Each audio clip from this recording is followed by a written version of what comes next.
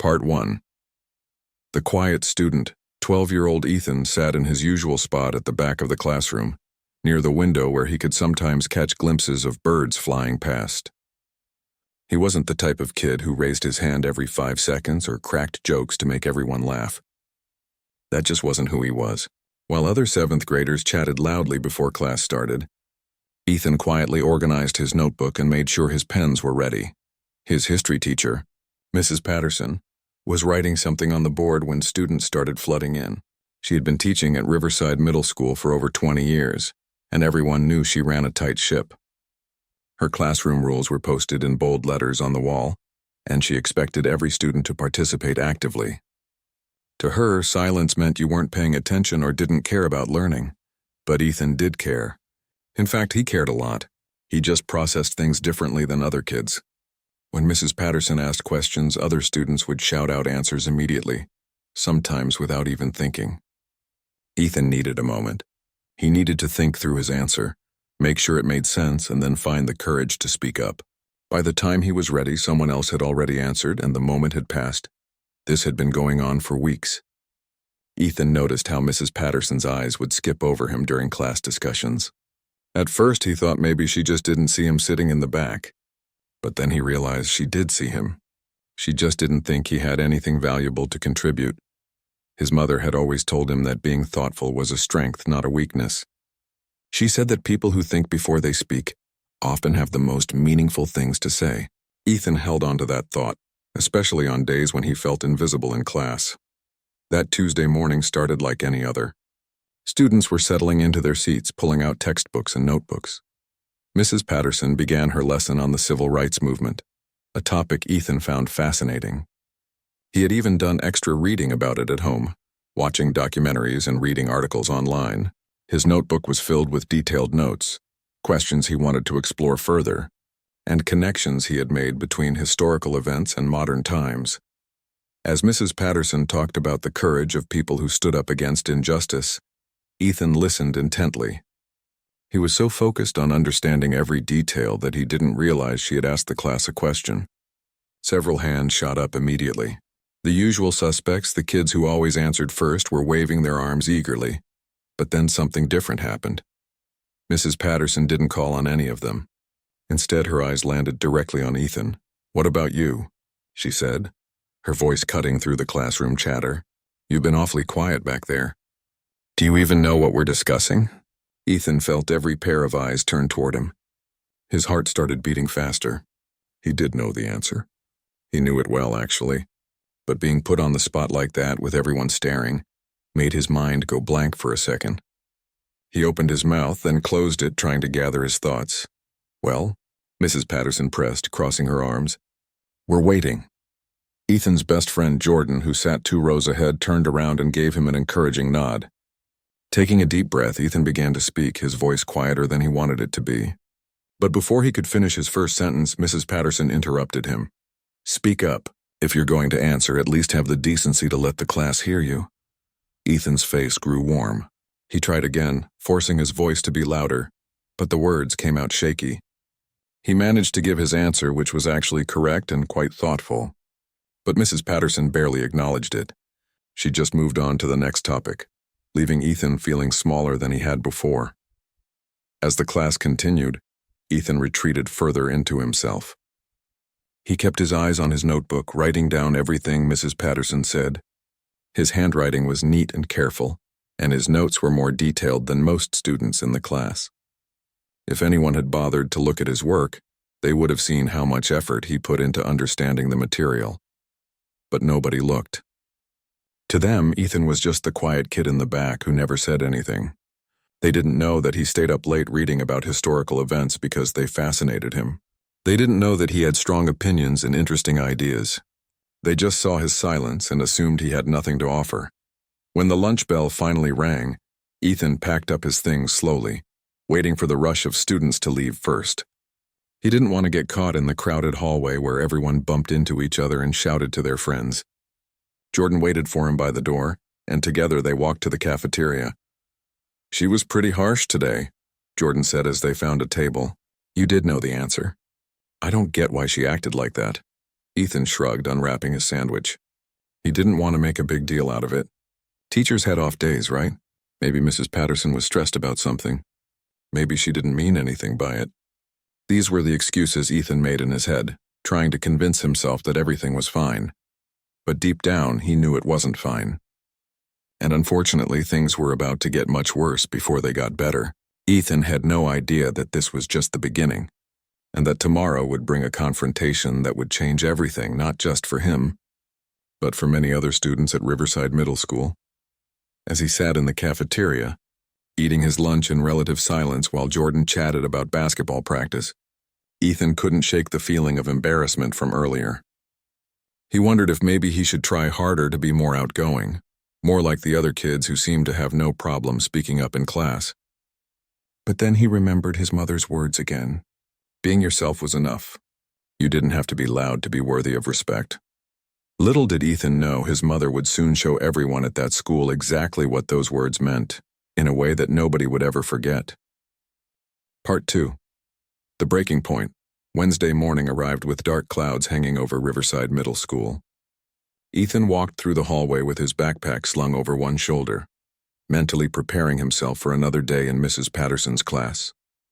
He had hoped that yesterday's uncomfortable moment would be forgotten, that today would be different, but as soon as he stepped into the classroom, he felt that familiar knot forming in his stomach.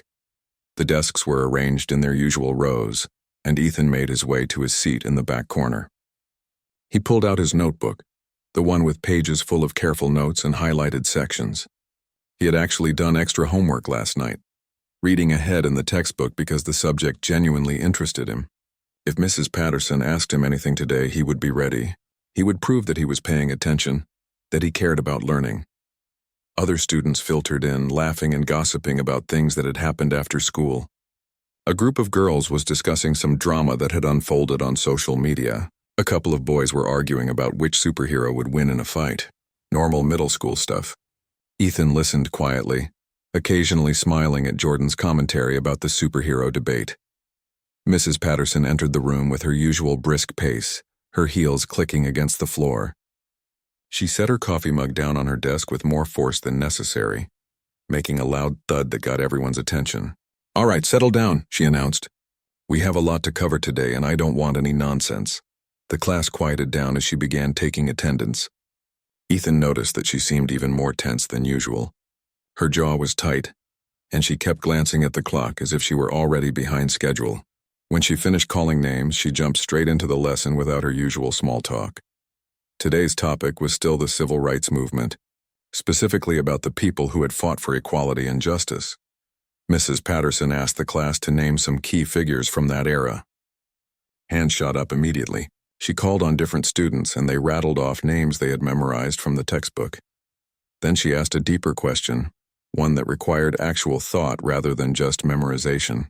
Why do you think some people chose peaceful protest while others felt more aggressive action was necessary? It was a complex question, the kind that didn't have one simple answer. Several students attempted to respond, giving surface-level answers that didn't really engage with the complexity of the question. Mrs. Patterson seemed frustrated with their responses. Her eyes scanned the room, and once again they landed on Ethan. "You," she said, pointing directly at him. "You're always so quiet back there. Surely you must have an opinion about this. Or do you even understand what we're discussing?" Ethan felt his chest tighten. Here we go again, he thought. He took a breath and began to formulate his answer. He actually had a lot to say about this topic. He had thought deeply about it, about how fear and frustration could drive people to different approaches, about how both methods had their place in the movement. But as he opened his mouth to speak, trying to organize his thoughts into coherent sentences, Mrs. Patterson cut him off. "We don't have all day. Either you know the answer or you don't." Ethan tried again, his voice catching slightly. I think that people chose different methods because what?" Mrs. Patterson interrupted again, her tone sharp. "Because they felt like it? That's not an answer, that's a guess." The classroom had gone completely silent. Even the students who usually never paid attention were watching now. Ethan could feel his face getting hot. His hands were trembling slightly under his desk. Maybe if you actually paid attention in class instead of staring out the window all day, you would know how to form a proper thought. Mrs. Patterson continued, her voice rising. Do you think you're too good to participate like everyone else? Do you think just sitting there quietly makes you smart? Ethan shook his head, unable to find words. His throat felt tight, but Mrs. Patterson wasn't finished. She walked closer to his desk, and what she said next would echo in Ethan's mind for days to come. You know what your problem is? You have no drive, no ambition. You're content to just coast through, putting in the bare minimum. Well, let me tell you something. That attitude won't get you anywhere in life. Maybe that's fine for someone like you, but in my classroom I expect better. The words hung in the air like poison. Someone like you. Everyone in that room understood exactly what she meant by that phrase. It wasn't just about Ethan being quiet. This was about something else entirely, something that had nothing to do with his classroom participation. Jordan turned around in his seat, his face showing shock and anger. A girl named Lisa, who sat near Ethan, looked uncomfortable, shifting in her seat.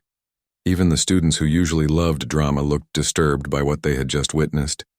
Ethan wanted the floor to open up and swallow him whole. He wanted to disappear, to be anywhere but in that classroom at that moment, but he forced himself to remain still to keep his face neutral. He wouldn't give her the satisfaction of seeing him cry or seeing him break down. That was the one thing he could control. He picked up his pen with a hand that shook just slightly and returned his attention to his notebook. He didn't write anything meaningful. He just drew lines across the page over and over, trying to focus on something other than the burning humiliation he felt. Mrs. Patterson returned to the front of the classroom and continued her lesson as if nothing had happened. But everything had changed. The atmosphere in the room was different now. Students exchanged uncomfortable glances. Some looked at Ethan with pity, which somehow made him feel even worse. When the class finally ended, Ethan gathered his things quickly. He wanted to leave before anyone could say anything to him. But Jordan caught up with him in the hallway along with a few other classmates. Dude, that was completely out of line, Jordan said, his voice heated. You need to report her or something. Lisa nodded in agreement. My mom would lose her mind if a teacher talked to me like that. You should definitely tell someone. Another student, Kevin, added. I'm pretty sure what she said was racist. That someone like you comment? Everyone knew what she meant. Ethan appreciated their support, but he just wanted to get away from the situation. He mumbled something about it being fine and headed toward his next class. But it wasn't fine. Not even close. During lunch, Ethan sat picking at his food, unable to eat. The cafeteria was loud and crowded as always. But he felt isolated, like he was watching everything from behind a glass wall. Jordan tried to cheer him up by telling jokes, but Ethan could barely manage a smile. That's when he made his decision. He would tell his mother. Ethan usually kept school problems to himself. He didn't like worrying her, and he generally believed he could handle things on his own. But this was different. This had crossed a line that he couldn't ignore, and deep down he knew that if he didn't speak up, Mrs. Patterson would continue treating him and possibly other students this way. As Ethan sat in the noisy cafeteria, surrounded by classmates but feeling completely alone, he had no idea that his decision to tell his mother would set off a chain of events that would shake the entire school. He didn't know that tomorrow would bring a reckoning that Mrs. Patterson never saw coming. All he knew was that he was tired of being made to feel small, and it was time for that to change. Part 3. The immediate aftermath. The rest of that Wednesday felt like the longest day of Ethan's life. After lunch, he had math class, then science, but he couldn't focus on anything the teachers were saying. His mind kept replaying Mrs. Patterson's words over and over. Someone like you, the way she had said it, the tone in her voice, the look on her face. It wasn't just criticism about his classwork. It was something deeper, something that made him feel judged for who he was as a person. In science class, his teacher, Mr. Rodriguez, asked if he was feeling okay. Ethan must have looked as bad as he felt. He managed a weak smile and said he just had a headache. Mr. Rodriguez seemed concerned but didn't push further. Just told him to drink some water and let him know if he needed to go to the nurse. When the final bell rang, Ethan walked slowly to his locker. Other students rushed past him, excited about getting home or going to sports practice. He could hear their laughter and chatter echoing through the hallways. Normally, he found the energy of dismissal time kind of comforting.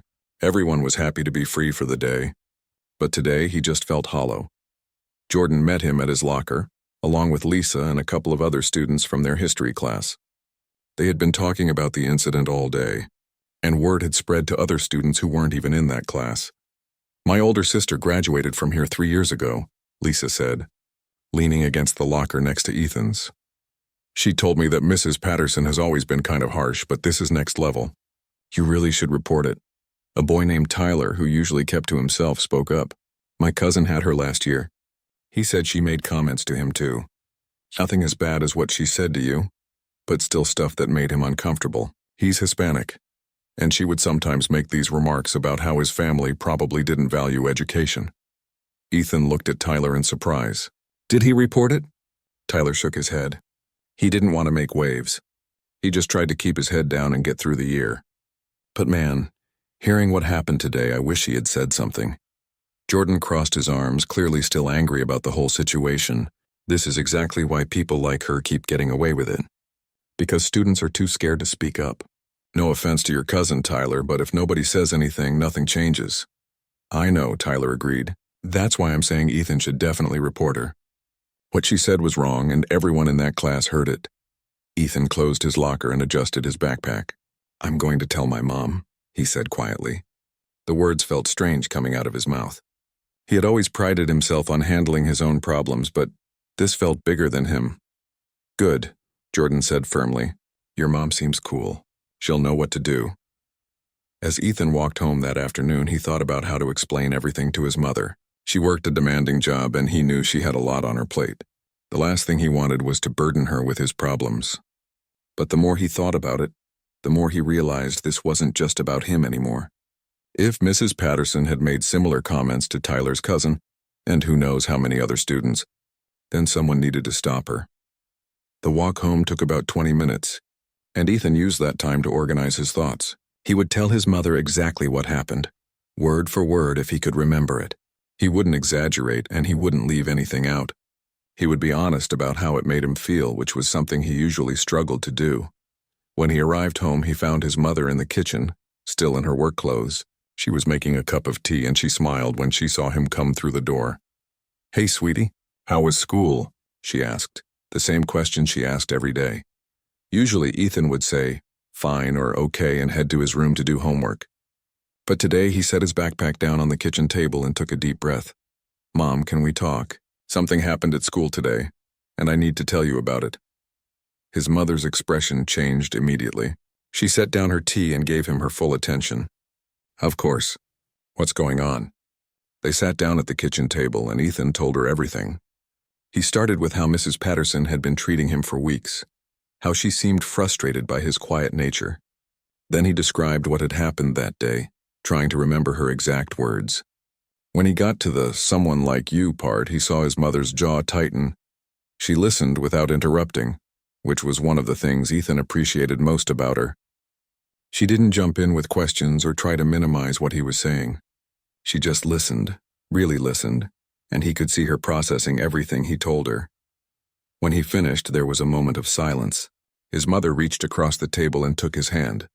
I'm proud of you for telling me, she said, her voice steady but serious. What that teacher said to you was completely inappropriate and unacceptable. I didn't want to make a big deal out of it, Ethan admitted. But Jordan and some other kids said I should tell someone, and Tyler mentioned that his cousin had similar problems with her last year. His mother's expression grew even more serious at that information. So this might be a pattern of behavior, not just a one-time incident. Ethan nodded. I think so.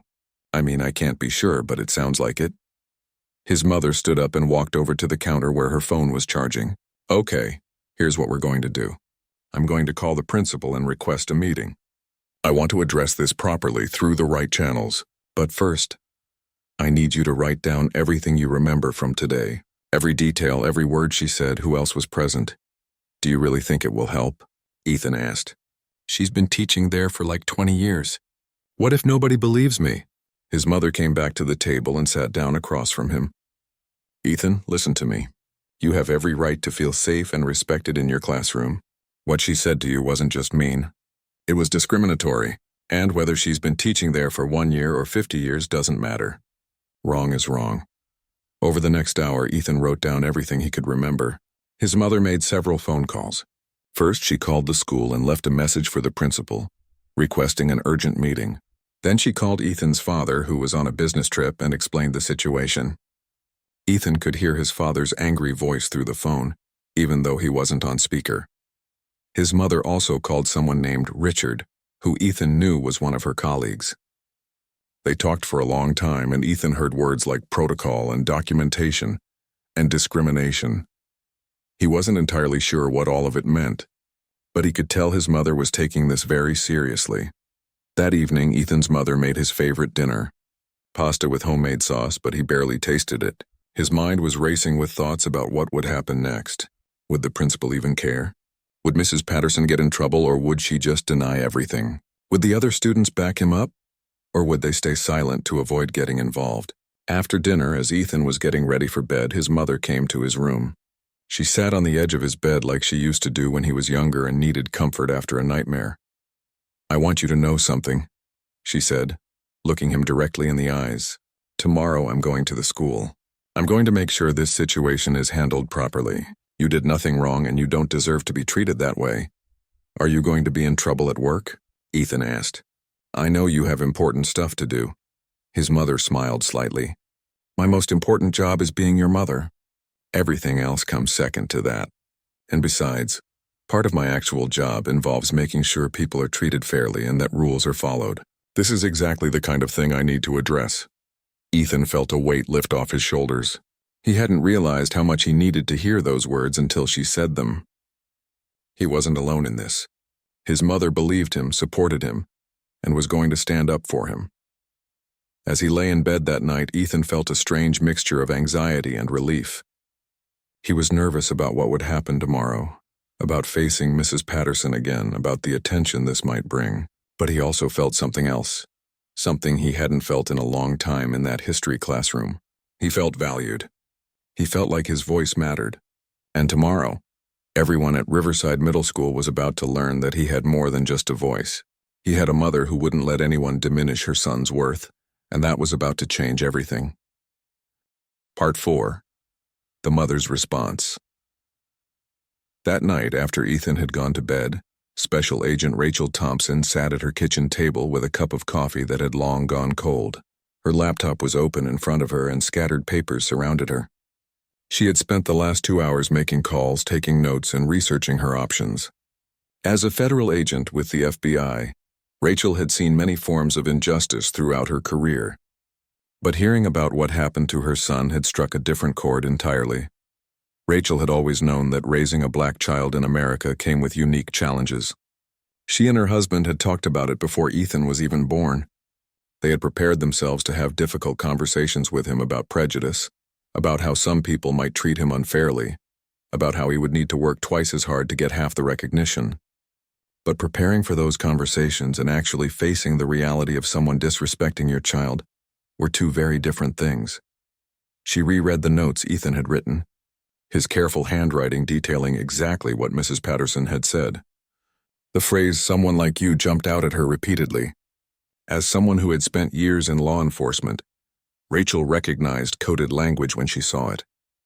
It was the kind of statement that had plausible deniability built in, the kind that perpetrators could later claim was misunderstood. But Rachel knew better. Her phone buzzed with a text from her husband, David. He was in Chicago for a conference and wouldn't be home until Friday.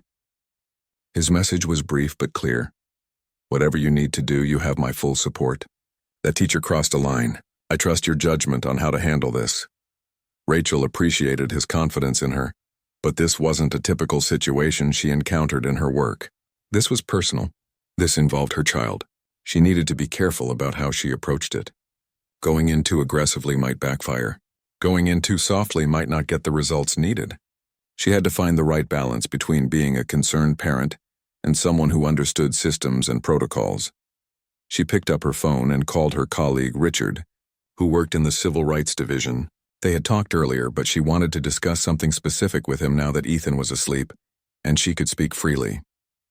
"Richard, it's Rachel again. Sorry to bother you so late." "No problem at all," Richard's voice came through. "I've been thinking about what you told me earlier. How's Ethan doing?" "He's trying to be strong about it, but I can tell it really affected him. He's not usually one to complain about school, so the fact that he came to me means it was bad.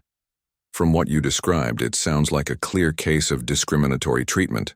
The problem is proving intent and establishing a pattern. Do you know if other students have experienced similar treatment from this teacher? Rachel flipped through her notes. Ethan mentioned that a classmate told him his cousin had issues with this same teacher last year. Nothing as overt as what happened to Ethan, but still concerning comments. I'm wondering how many other students have been affected but never reported it. That's usually how these things go, Richard said thoughtfully. Students or their parents don't want to rock the boat, especially if the teacher has been there a long time. They figure it's easier to just get through the year and move on. Well, I'm not about to just get through the year and move on, Rachel said firmly. My son deserves better than that. Every student in that classroom deserves better. They talked for another 30 minutes about the best approach. Richard suggested documenting everything, getting statements from other students who witnessed the incident, and being prepared for the school to potentially try to minimize the situation. He also reminded her that while her FBI credentials gave her a certain authority, she needed to be careful not to overreach. This was a school matter, not a federal case, at least not yet. After hanging up with Richard, Rachel made another call, this time to a parent she had met at a school event last year, a woman named Mrs. Chen whose daughter was also in 7th grade. Rachel explained the situation and asked if her daughter had been in the classroom when the incident occurred. Mrs. Chen's response was immediate and angry. Yes, my daughter told me about it yesterday. She came home very upset. She said Mrs. Patterson was really mean to Ethan for no reason. I was actually planning to call the school myself today, but I hesitated because I didn't know if I should get involved. Please don't hesitate, Rachel said. The more parents who speak up, the harder it is for the school to ignore this. Would you be willing to have your daughter provide a statement about what she witnessed? Absolutely, Mrs. Chen replied without hesitation. What that teacher did was wrong, and my daughter knows it. She was really bothered by it. Rachel made 2 more calls to parents that night, getting similar responses. By the time she finally closed her laptop, it was well past midnight. She had statements from 3 students besides Ethan, all describing the same incident with remarkable consistency. She had documented the timeline of events, noted the specific language used, and outlined her concerns about potential discriminatory patterns. But Rachel wasn't just approaching this as an investigator. She was approaching it as a mother who understood the lasting impact words could have on a young person. She thought about how Ethan had become quieter over the past few months, how he seemed less enthusiastic about school. She had attributed it to typical teenage changes, but now she wondered if Mrs. Patterson's treatment had been slowly eroding his confidence all along. Rachel herself had faced similar situations in her career. When she first joined the FBI 20 years ago, she had been one of very few black women in her division. She had encountered colleagues who doubted her abilities, who questioned whether she had earned her position or was just a diversity hire. She had worked twice as hard to prove herself, taking on the toughest cases, volunteering for the most challenging assignments. Eventually, she had earned their respect, but it shouldn't have been that difficult. She shouldn't have had to prove her worth more than anyone else. And now, here was her son, facing similar prejudice at just 12 years old. The thought made her blood boil, but she channeled that anger into determination. She wouldn't let Ethan internalize this experience. She wouldn't let him think that he needed to change who he was to fit someone else's narrow expectations. The next morning, Rachel woke up earlier than usual. She put on one of her most professional suits, a navy blue ensemble that she typically wore for important meetings. She made sure her FBI badge was properly attached to her belt. Normally, she didn't wear her badge so visibly when it wasn't required, but today was different. Today, she wanted to make absolutely clear who she was and what she represented. She drove Ethan to school as usual, but instead of just dropping him off, she parked the car. Ethan looked at her with confusion and a hint of worry. "Are you coming in?" he asked. "Yes, I am," Rachel replied calmly. "I spoke with the principal's office last night, and I'm going to have a meeting with him this morning. I want to observe your class first, though." Ethan's eyes widened. "You're going to come to Mrs. Patterson's class?" "I am. I want to see the environment for myself." "Don't worry, you won't get in any trouble. This is about holding adults accountable, not about you." As they walked into the school building together, Rachel noticed how students and staff members stared at her FBI badge. Some looked curious, others nervous. A teacher hurrying past them did a double-take, clearly recognizing that someone from law enforcement was on campus. They went to the main office first, where Rachel signed in as a visitor. The secretary, a middle-aged woman with kind eyes, processed her paperwork while shooting glances at her badge. "Agent Thompson," the secretary said carefully, "Principal Morrison is expecting you. He asked me to let him know as soon as you arrived."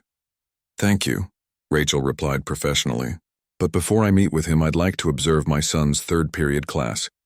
That was arranged in my phone conversation last night." The secretary looked uncomfortable, clearly unsure about the protocol for this unusual situation. She picked up her phone and had a quick, hushed conversation with someone, presumably the principal. After a moment, she hung up and nodded. "That will be fine. Third period starts in about 20 minutes. Principal Morrison will meet you outside the classroom." Rachel thanked her and turned to Ethan. "You go ahead to your first two classes as normal. I'm going to wait here and speak with some staff members. I'll see you third period, okay?" Ethan nodded, looking both relieved and anxious. As he walked away toward his first class, Rachel watched him go, her heart aching for what he had gone through. But that ache was coupled with fierce determination. She had spent her career fighting for justice, working to protect people who couldn't protect themselves. Now it was time to bring that same energy to protecting her son. Principal Morrison appeared a few minutes later, a tall man in his 50s with graying hair and worry lines on his forehead. He extended his hand to Rachel, trying to maintain a professional demeanor despite his obvious nervousness. "Agent Thompson, thank you for coming in. I assure you, we take allegations like this very seriously. Perhaps we should talk in my office first before you observe the classroom." Rachel shook his hand firmly but didn't smile. "Principal Morrison, I appreciate your concern." Part 5. The Unexpected Visit. The bell rang for third period, and students shuffled into Mrs. Patterson's classroom with their usual energy. Some were still finishing conversations from the hallway. Others were digging through their backpacks for notebooks and pens. Ethan walked in with Jordan, both boys quieter than usual. Ethan's stomach was doing somersaults. He knew his mother was out there somewhere, about to come into his classroom, and he had no idea how this was going to play out. Mrs. Patterson stood at the whiteboard, her back to the door as she wrote the day's objective in her neat handwriting. She seemed to be in a slightly better mood than yesterday, humming quietly to herself as she worked. She had no idea what was about to happen. Students took their seats, and the usual pre-class chatter filled the room. Lisa leaned over toward Ethan's desk. "Hey, is everything okay? You look really nervous." Before Ethan could respond, the classroom door opened. Principal Morrison stepped inside first, his expression serious and formal. That alone was enough to make every student go silent. The principal rarely visited classrooms unless something important was happening. But then someone else stepped through the door behind him, and the room's atmosphere completely changed. Rachel Thompson entered the classroom in her sharp navy suit, her FBI badge clearly visible on her belt. The gold shield caught the fluorescent lighting, making it impossible to miss. Next to the badge, her service weapon was holstered, standard protocol for federal agents on duty. She carried herself with the confidence of someone who had walked into countless tense situations throughout her career. Mrs. Patterson turned around from the whiteboard, her marker still in hand, and froze. Her eyes went from the principal to the woman with the FBI badge, confusion and concern flickering across her face. The students were equally stunned. Some had leaned forward in their seats trying to get a better look. Others exchanged confused glances, wondering what on earth was happening. Jordan looked at Ethan with wide eyes, and Ethan could only manage a small shrug in response.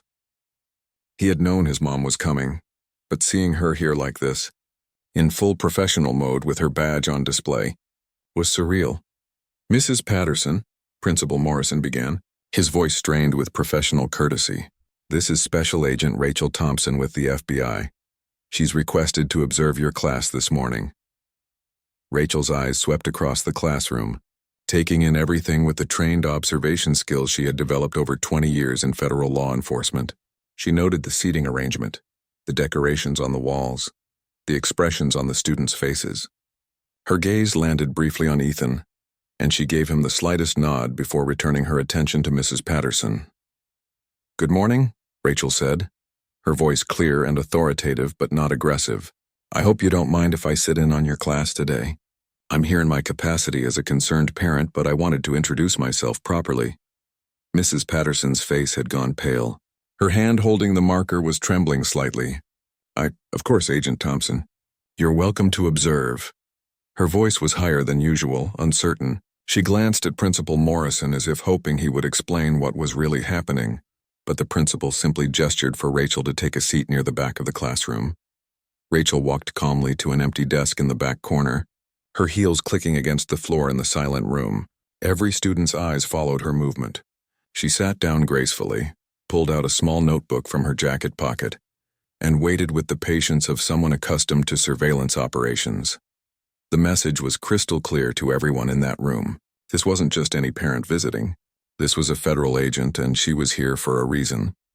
Mrs. Patterson cleared her throat awkwardly and turned back to the whiteboard. "All right, class, let's get started." Her usual confident teaching voice had lost some of its strength. She began explaining the day's lesson, something about the impact of the civil rights movement on modern society, but she kept glancing toward the back of the room where Rachel sat taking notes. The students were on their best behavior, perhaps the quietest they had been all year. Nobody whispered to their neighbor. Nobody passed notes. Everyone sat up straight and paid attention, acutely aware that they were being observed by someone much more intimidating than their teacher. Rachel watched everything.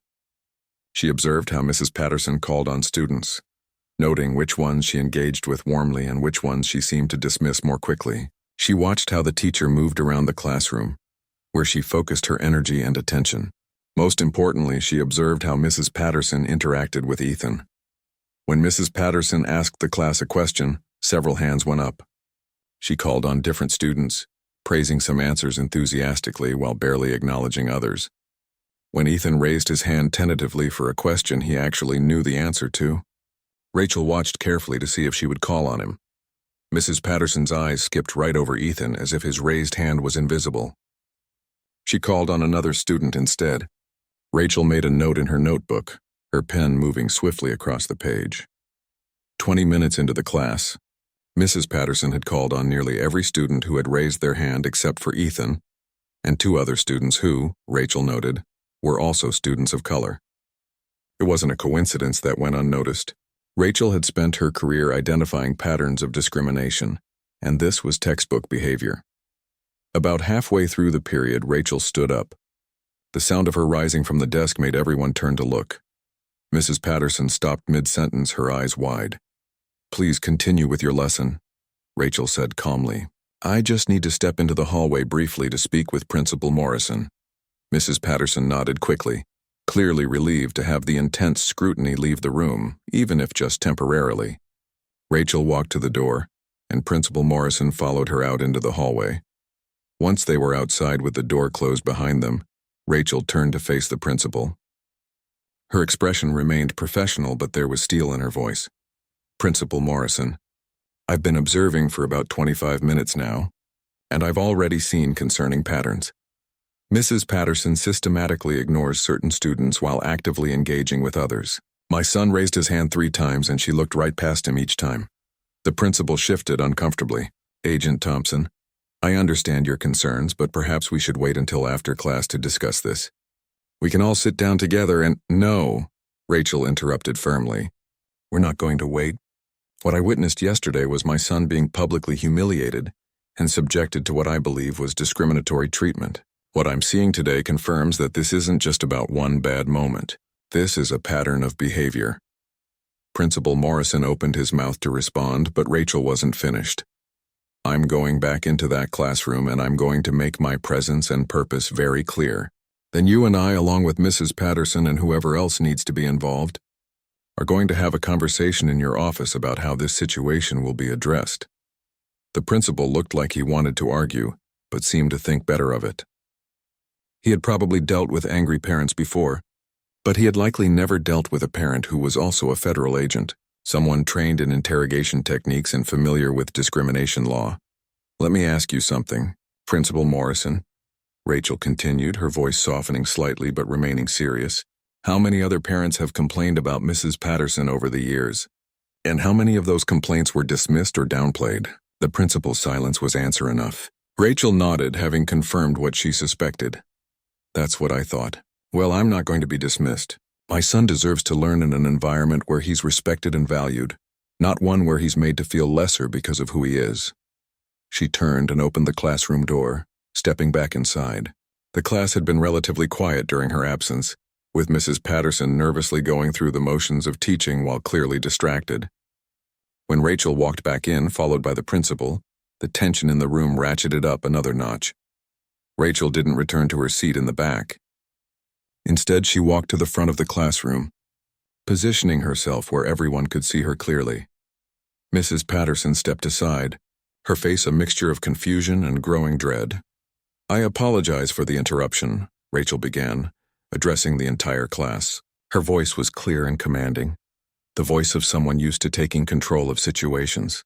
"My name is Special Agent Rachel Thompson with the FBI, and I'm also Ethan Thompson's mother." Several students gasped. Others turned to look at Ethan, who had slid down slightly in his seat, his face a mixture of embarrassment and something else, maybe pride. Rachel continued, "I'm here today because my son reported an incident that occurred in this classroom 2 days ago. An incident where he was subjected to inappropriate and discriminatory comments by his teacher." Mrs. Patterson made a small sound of protest, but Rachel held up her hand, silencing her without even looking in her direction. "I'm not here to disrupt your education or to cause drama. I'm here because every single one of you deserves to be treated with respect and dignity in this classroom, regardless of who you are, where you come from, or what you look like." Part 6. The Confrontation. The walk to Principal Morrison's office felt like the longest hallway Mrs. Patterson had ever traversed. Behind her, she could hear the confident footsteps of Agent Thompson, measured and deliberate. The principal walked ahead, his shoulders tense, already preparing for what promised to be a very difficult conversation. They entered the administrative suite, passing the secretary who looked up with wide eyes at the unusual procession. Principal Morrison gestured toward his office, and all three filed inside. It was a typical principal's office with diplomas on the wall, a large desk cluttered with papers, and several chairs arranged for meetings with parents or staff. "Please have a seat," Principal Morrison said, gesturing to the chairs across from his desk. Mrs. Patterson sat down quickly, her hands clasped tightly in her lap. Rachel took her seat more slowly, maintaining her composure. She placed her notebook on her lap but didn't open it yet. Before they could begin, Principal Morrison picked up his phone. "Linda, could you please ask Ms. Chen to join us? Tell her it's urgent." He hung up and turned to Rachel. "I'm calling in our school counselor and also our district legal representative. I hope you understand this is protocol for serious allegations." "I completely understand," Rachel replied. "In fact, I appreciate that you're taking this seriously enough to involve the proper people. I want this handled correctly." A few minutes later, 2 more people entered the office. Ms. Chen, the school counselor, was a woman in her 40s with a gentle demeanor. The legal representative, Mr. Foster, was a balding man in his 50s carrying a briefcase. They both looked concerned as they took seats, clearly briefed on the general nature of the meeting. Principal Morrison cleared his throat. "Agent Thompson, would you like to explain why you're here today?" Rachel opened her notebook, referring to her notes. 2 days ago, on Wednesday afternoon during 3rd period, my son Ethan was subjected to discriminatory treatment and verbal abuse by Mrs. Patterson in front of his entire class. He came home visibly upset and told me what happened. I've since spoken with 3 other parents whose children witnessed the incident, and their accounts all align with what my son described. Mrs. Patterson shifted in her seat, preparing to defend herself, but Rachel continued. Mrs. Patterson called on my son during class discussion. When he hesitated to answer, she made several disparaging comments about his intelligence and work ethic. But what concerns me most is what she said at the end. She told him that he had no ambition, that he was content to coast through with minimal effort, and then she said, and I quote, "Maybe that's fine for someone like you." The room went very quiet. Ms. Chen's expression showed clear concern. Mr. Foster was taking rapid notes. Principal Morrison's face had paled slightly. "Mrs. Patterson," he said, turning to the teacher, "is this accurate? Did you say those words?" Mrs. Patterson's face flushed red. "I was trying to motivate him. Ethan is a bright boy, but he never participates in class. He just sits there quietly, staring out the window. I've been teaching for 22 years, and I know when a student isn't applying themselves." "That doesn't answer the question," Rachel said, her voice calm but firm. "Did you or did you not say those words to my son?"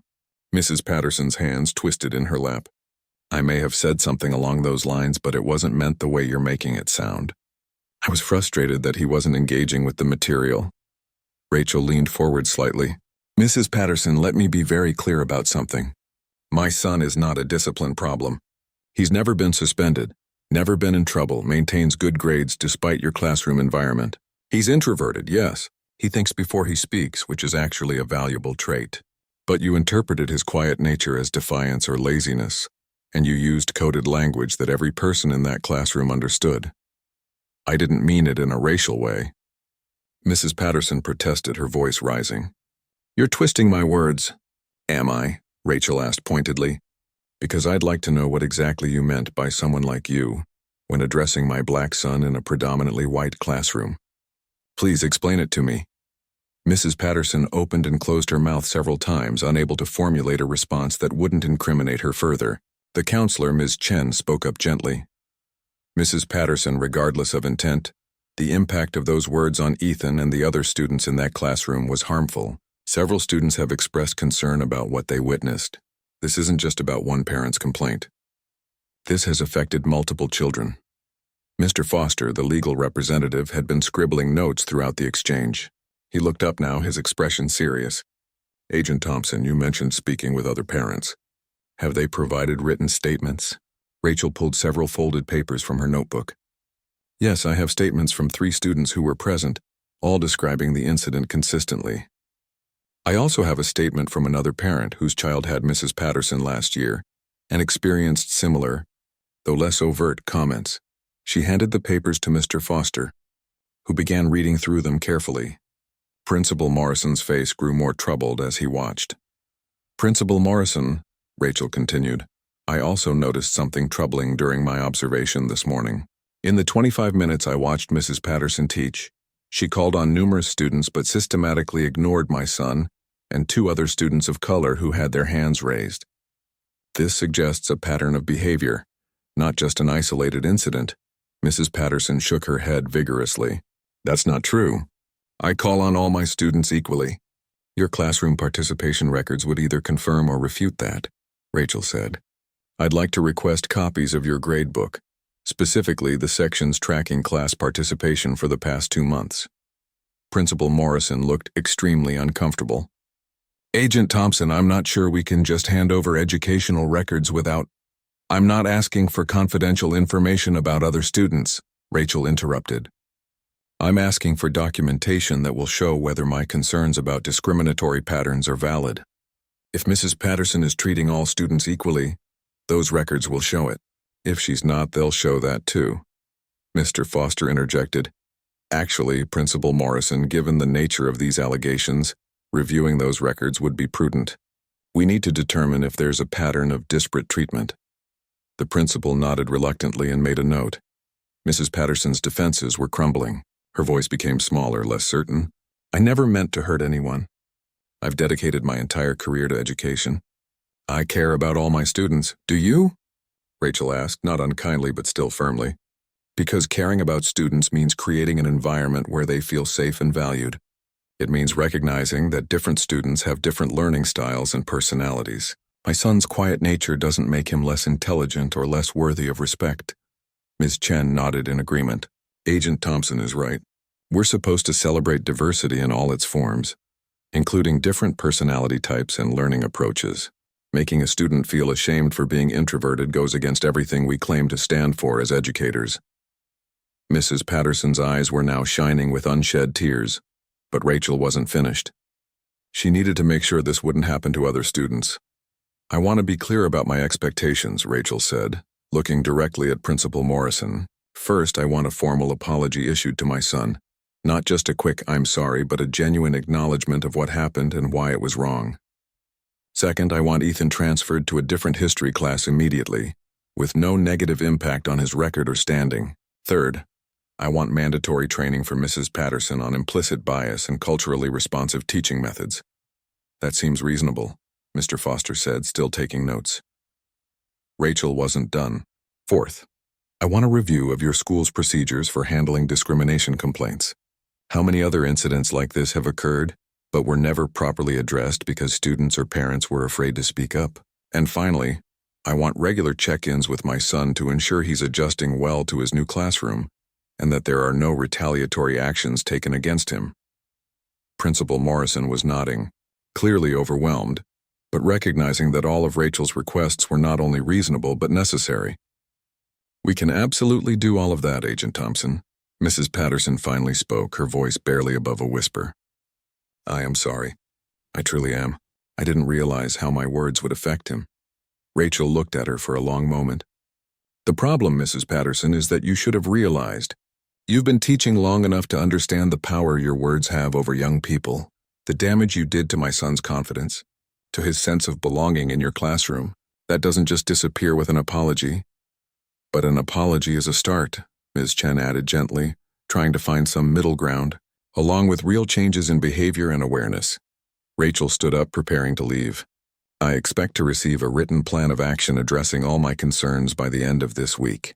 I also expect regular updates on the implementation of these changes. My son deserves to finish this school year feeling supported and respected, not anxious about going to class every day." Part 7. The Investigation. The days following the confrontation in Principal Morrison's office moved quickly. True to his word, the principal initiated a comprehensive review of the situation, though Rachel suspected her FBI credentials and unwavering determination had played a significant role in how seriously the matter was being taken. That Friday afternoon, just 2 days after the meeting, Rachel received an email from Principal Morrison with the subject line, "Action Plan, Thompson Matter." She sat down at her kitchen table with a cup of tea and opened the attachment. The document was thorough, she had to admit. It outlined specific steps the school would take, including dates and responsible parties for each action item. Ethan wandered into the kitchen, grabbing an apple from the fruit bowl. "Did you hear from the school?" he asked, noticing the serious expression on his mother's face. "I did," Rachel replied, looking up from her laptop. "They're transferring you to Mr. Harrison's history class starting Monday. I looked him up and he has excellent reviews from both students and parents. Several people specifically mentioned that he's great with all types of learners." Ethan's relief was visible. "That's good. I've heard Mr. Harrison is really cool. He lets students do creative projects instead of just taking tests." Rachel smiled at her son's enthusiasm, something that had been missing when he talked about school lately. "There's more. Mrs. Patterson has to attend a week-long workshop on cultural competency and classroom management.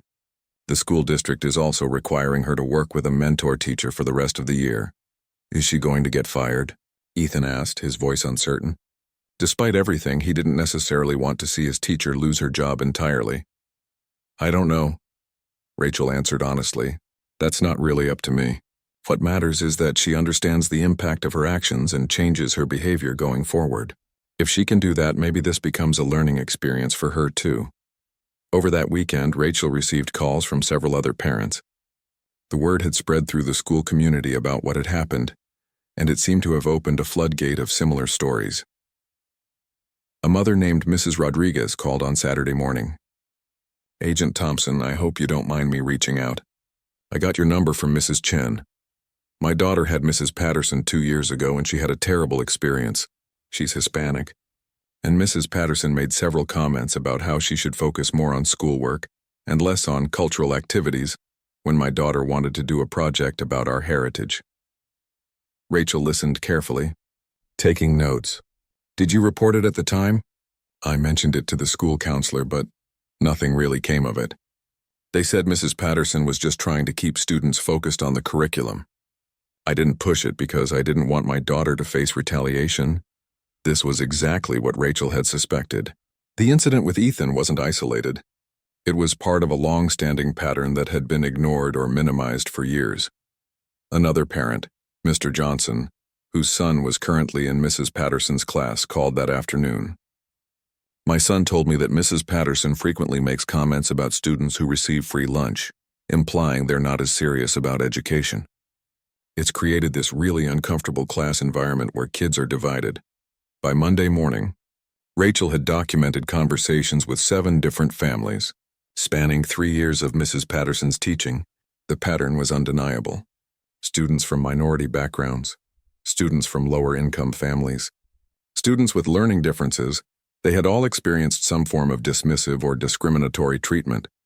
She compiled all this information into a detailed report and emailed it to Principal Morrison, copying the superintendent of the school district and Mr. Foster, the legal representative.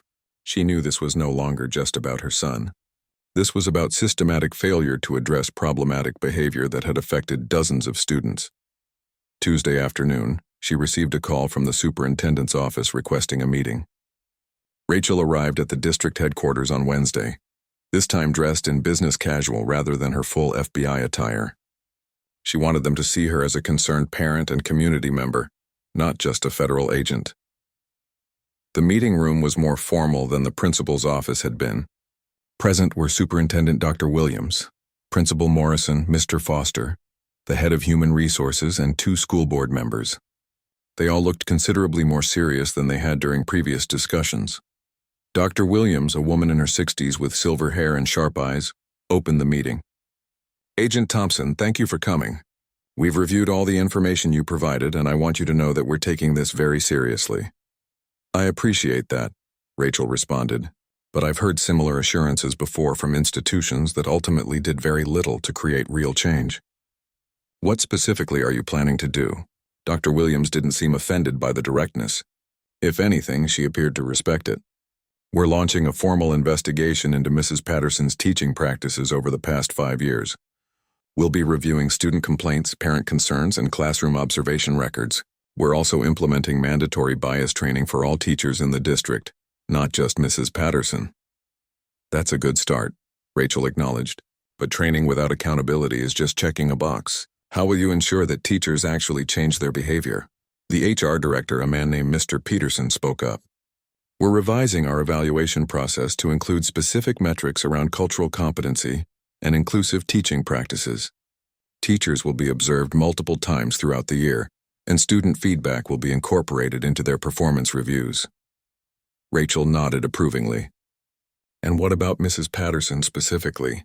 What are the consequences for her actions?" Principal Morrison shifted uncomfortably.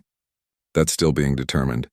The investigation needs to conclude first, but based on what we've learned so far, she will at minimum be placed on a professional improvement plan. Depending on the investigation's findings, further disciplinary action may be warranted."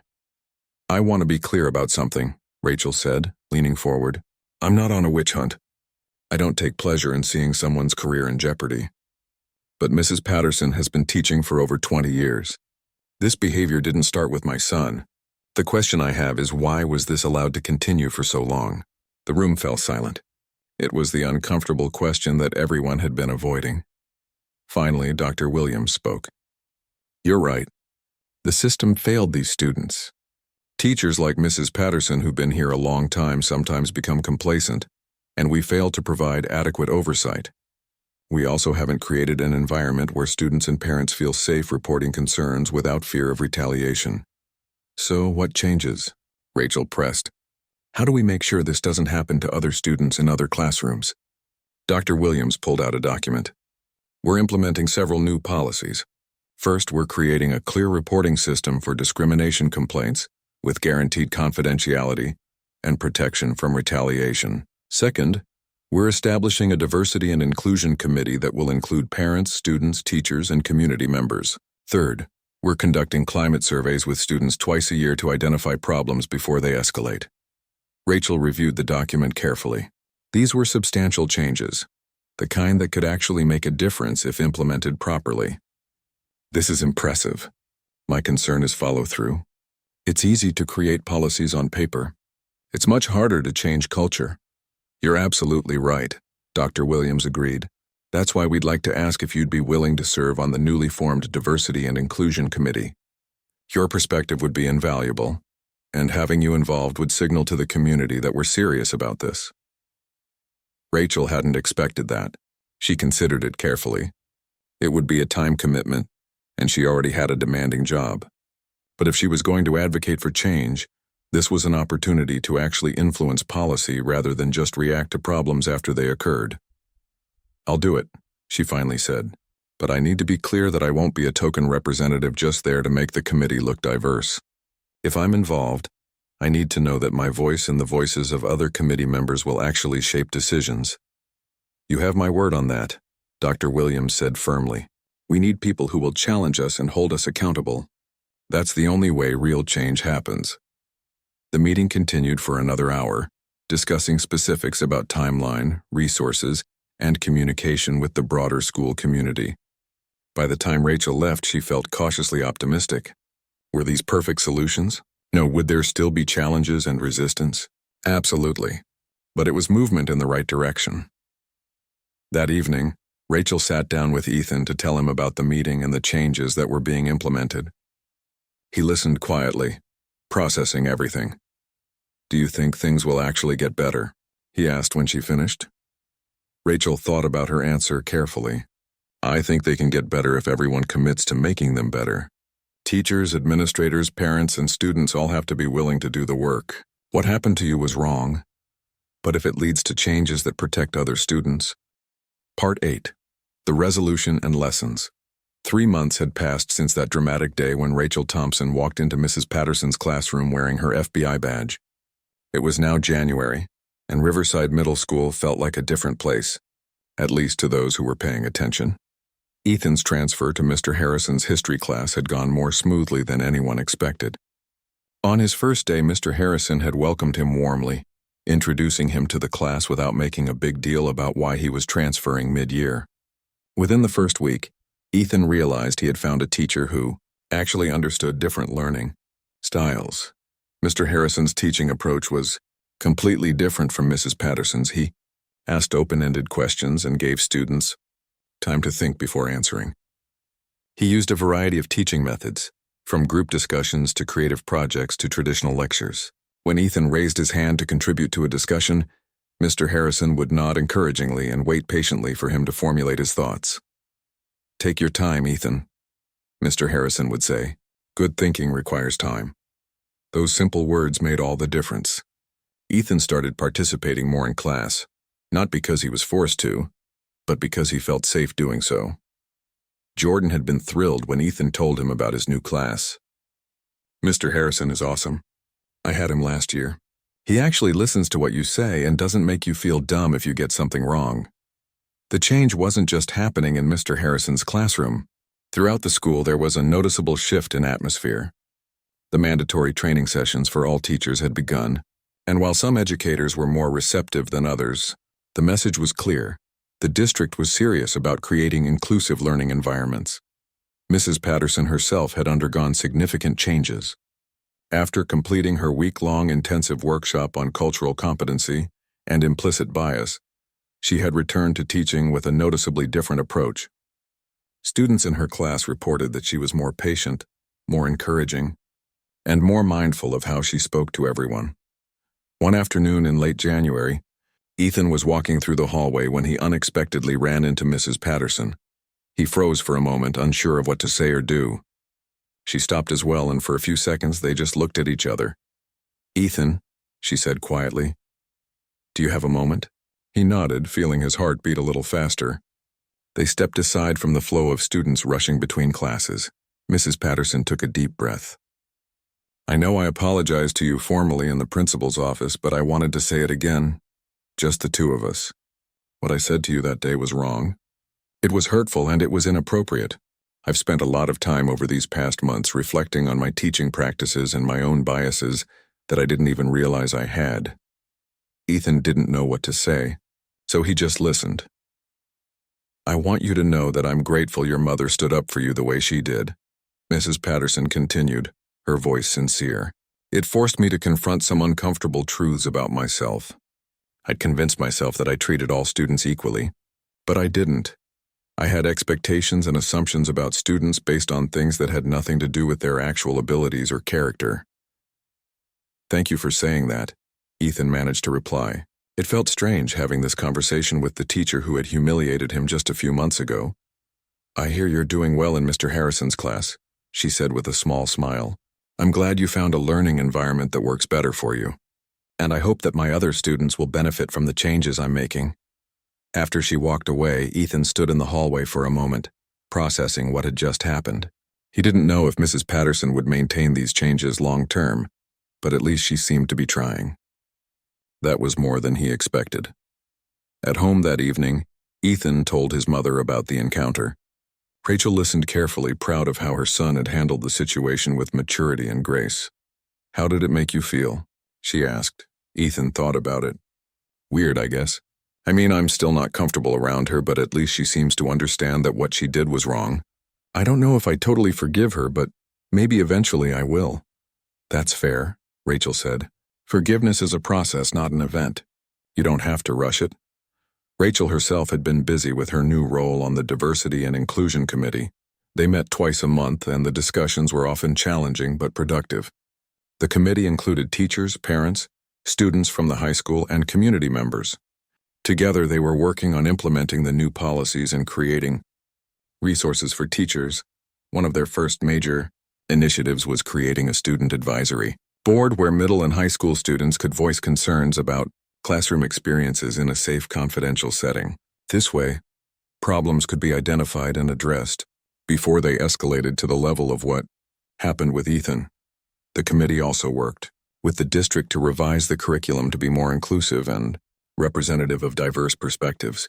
It wasn't just about adding a few books by authors of color or having a special assembly during Black History Month. It was about fundamentally rethinking how history, literature, and social studies were taught to reflect the experiences of all students. In February, the school held its first community forum on equity and inclusion. The auditorium was packed with parents, teachers, students, and community members. Dr. Williams, the superintendent, opened the event by acknowledging the incident that had sparked these changes without naming Ethan specifically. "A few months ago, a situation occurred that revealed serious gaps in how we support all of our students," she said to the assembled crowd. "Rather than just addressing that one incident, we made a commitment to examine our entire system. Tonight, we want to share with you the progress we've made and hear your feedback on what still needs to change." Throughout the evening, various speakers shared data on disciplinary actions, academic achievement gaps, and classroom climate surveys. The results were eye-opening. Students of color were disciplined at higher rates for the same behaviors as white students. Students from low-income families were less likely to be recommended for advanced classes, even when their test scores qualified them. These disparities had existed for years, hidden in plain sight, but there was also positive news. The climate surveys showed that students were feeling more heard and valued. Teacher training was beginning to show results in classroom observations. More parents were getting involved in school activities and decision-making processes. During the question and answer session, a parent stood up to speak. "I want to thank whoever brought the original complaint that started all this. My daughter is in 9th grade, and she told me that her teachers seem more aware now, more careful about how they speak to students. She said she feels more comfortable participating in class because she knows her contributions will be valued." Rachel, sitting in the audience with Ethan beside her, felt her son squeeze her hand. She glanced at him and saw that he was smiling slightly. He might never know who that parent's daughter was, but his willingness to speak up had made a difference in her life and probably in the lives of many other students. As spring arrived, Ethan found himself thinking less and less about the incident with Mrs. Patterson. It wasn't that he had forgotten.